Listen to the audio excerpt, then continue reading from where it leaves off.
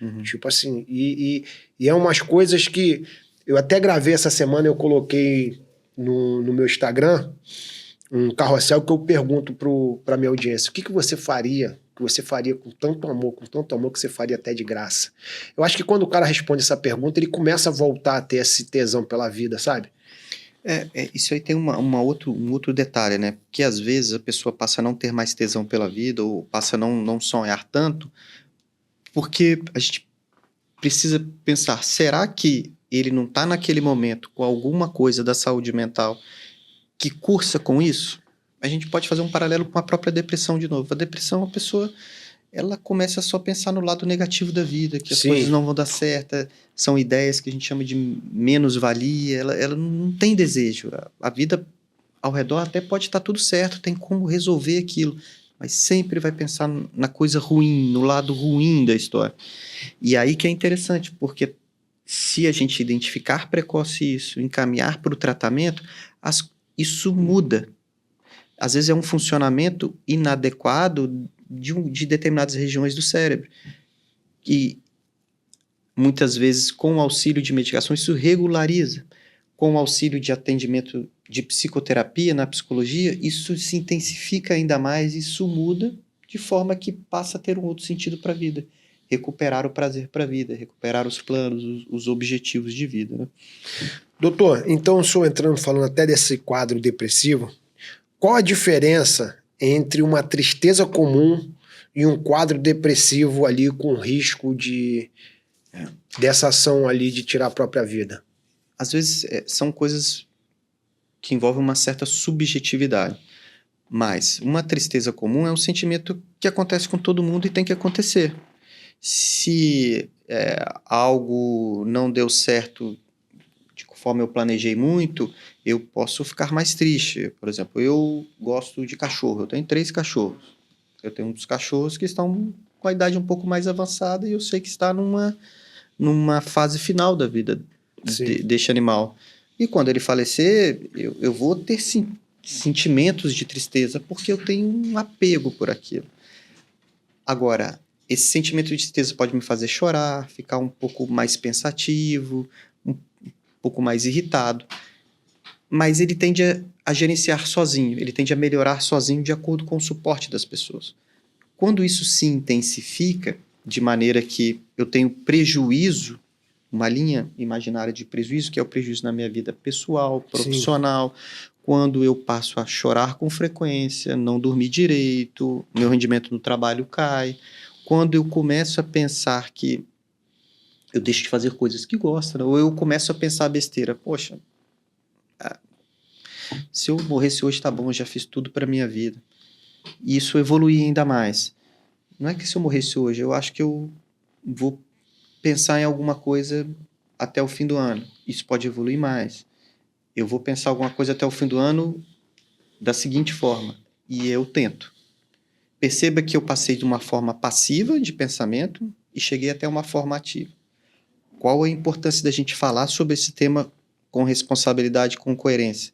Eu consigo pegar as pessoas que estão passivamente pensando nisso, fazer com que elas pensem, poxa, talvez eu preciso por ajuda. E procurar ajuda, e eu gerencio, de repente isso ela muda nem muito. sabe que precisa de ajuda. Exatamente. Agora eu vou fazer uma pergunta para a gente seguir uma linha aqui temporal. A gente já falou um pouco da responsabilidade de falar sobre isso, a gente falou como identificar os sinais verbais e não verbais. Agora eu quero saber do senhor o seguinte, como abordar alguém que você suspeita estar pensando em suicídio sem afastá-la de perto de você?